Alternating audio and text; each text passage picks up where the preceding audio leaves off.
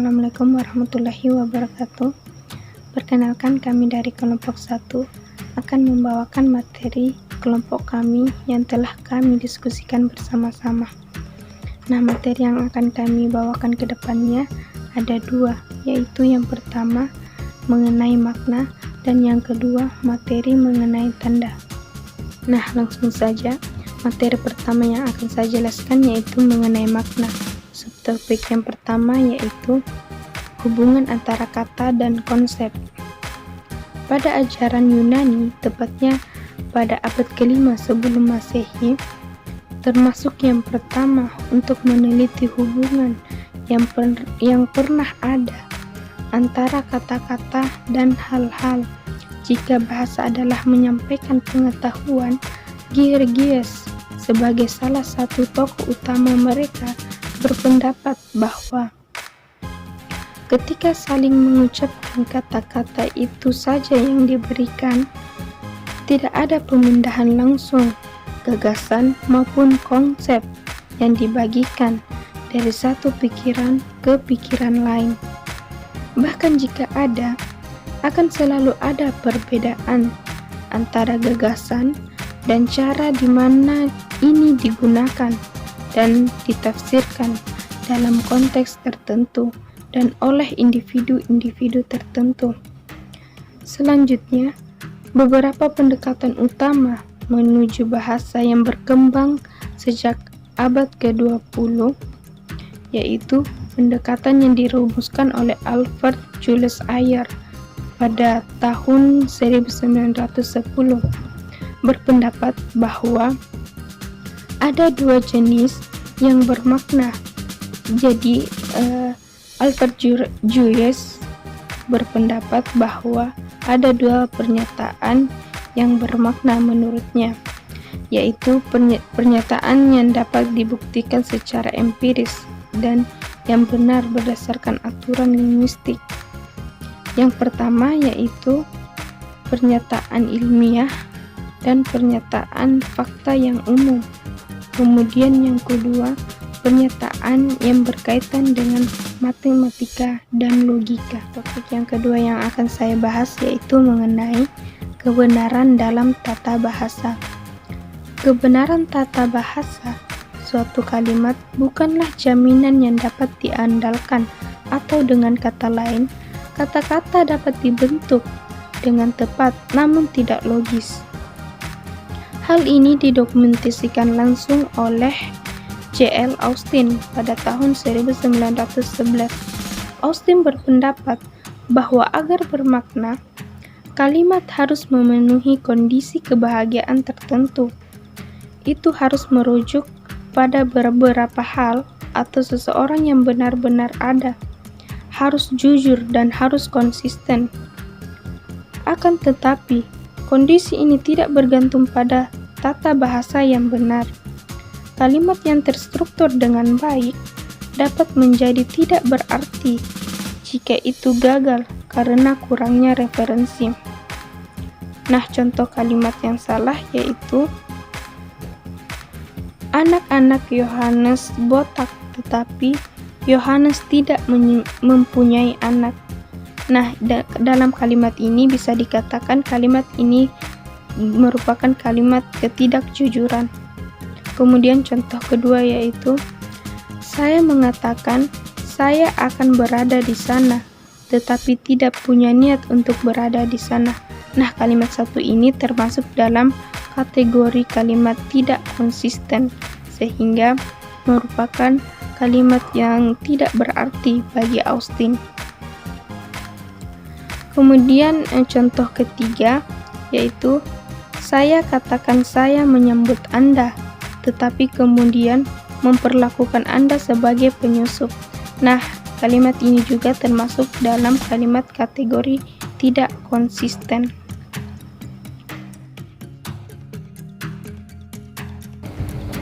Mari kita sekarang pindah ke bidang linguistik, mempelajari bahasa sebagai suatu sistem sebagaimana yang dijalankan oleh disiplin ini mencakup 5 bidang utama, yaitu tata bahasa, sintaksis, hermeneutika, pragmatis, dan semantik.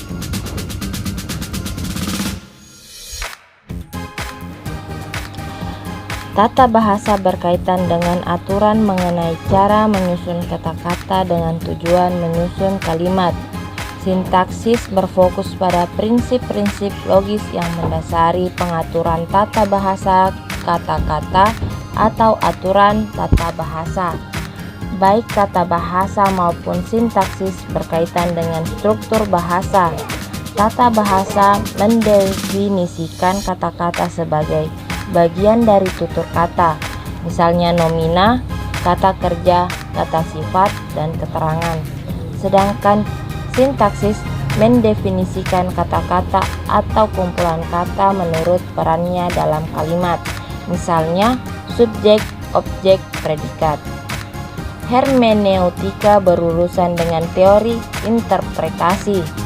Pragmatik dan semantik mempelajari kodrat dan asal mula makna.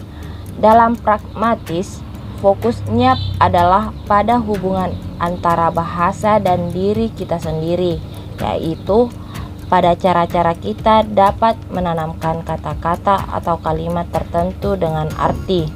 Semantik berkonsentrasi pada hubungan antara bahasa dan dunia, yaitu bagaimana kata-kata berhubungan dengan objek atau fakta yang dimaksud. Tokoh berpengaruh lain yang berkaitan dengan linguistik modern Amerika adalah Leonard Beloved. Menurut Beloved, makna tergantung pada konteks praktik yang digunakan untuk menghasilkan dan menanggapi suatu ucapan. Ia percaya bahwa makna kata-kata tidak dapat didefinisikan dengan tepat karena manusia tidak memiliki pengetahuan total tentang hal-hal atau gagasan yang dimaksud dengan kata-kata. Dalam berbagai bidang spesialis, dapat disimpulkan bahwa kata-kata tertentu bermakna karena dapat dikaitkan dengan benda-benda yang diklasifikasikan secara ilmiah, misalnya binatang, tanaman, mineral. Tetapi ketika kita memasuki lingkungan konsep abstrak, seperti cinta dan benci, pengetahuan kita terlalu kabur untuk memungkinkan definisi yang tepat dari maknanya. Tanda. Banyak perkembangan penting dalam teori kritis dan budaya telah dipicu oleh studi bahasa sebagai sistem tanda. Disiplin yang berkaitan dengan analisis sistem ini dikenal sebagai semiotik atau semiologi. Istilah yang berasal dari kata Yunani semeion, yaitu tanda.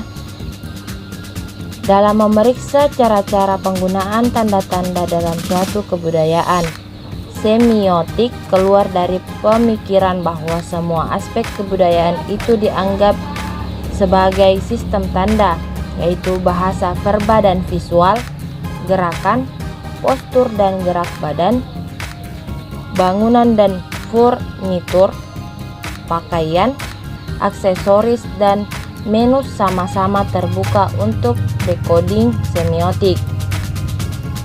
Memahami suatu kebudayaan berarti mendeteksi dan menafsirkan sistem isyaratnya. Tanda-tanda tidak mewujudkan arti atau konsep spesifik. Sebaliknya, itu memberi kita petunjuk yang hanya menuntun pada arti melalui penafsiran. Tanda-tanda menjadi makna ketika itu direalisasikan menurut konvensi budaya dan aturan yang orang gunakan baik secara sadar maupun tidak sadar. Selanjutnya yaitu mengenai tokoh-tokoh penting dalam sistem tanda atau semiotik. Gagasan bahasa sebagai suatu sistem tanda diperkenalkan oleh linguis asal Swiss bernama Ferdinand de Saussure pada tahun 1857 hingga 1913. Tanda Saussure terdiri dari dua unsur, yaitu yang pertama penanda atau suara dan yang kedua yaitu arti atau konsep yang dimaksud. Misalnya, suara yang saya ucapkan ketika saya mengatakan kuda yaitu terdiri atas huruf K, U, D, dan A. Inilah yang dikatakan sebagai penanda. Sedangkan pada hakikatnya atau pada konsepnya, kuda merupakan seekor binatang berkaki 4, berekor, dan memakai selaput sepatu di keempat kakinya. Inilah hakikat yang disampaikan oleh bunyi atau huruf. Saussure juga menekankan bahwa suara memainkan bagian penting dalam menamai pertanda dengan makna berdasarkan perbedaan.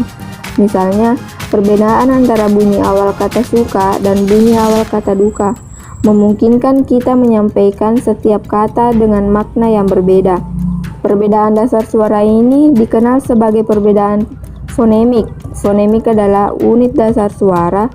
Dua kata apapun seperti suka dan duka dibedakan oleh suatu fonem yang disebut pasangan minimal.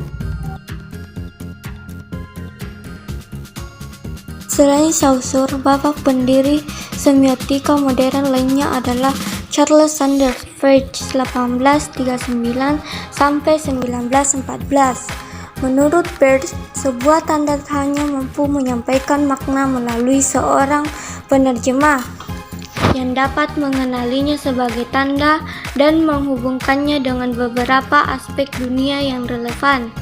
Selanjutnya, sebuah ide utama yang diterapkan oleh strukturalisme yaitu oposisi biner. Pasangan tanda kontrak seperti terang atau gelap, baik atau buruk, aktif atau pasif, dan lain-lain. Istilah pertama dari oposisi biner umumnya diistimewakan sebagai konsep positif.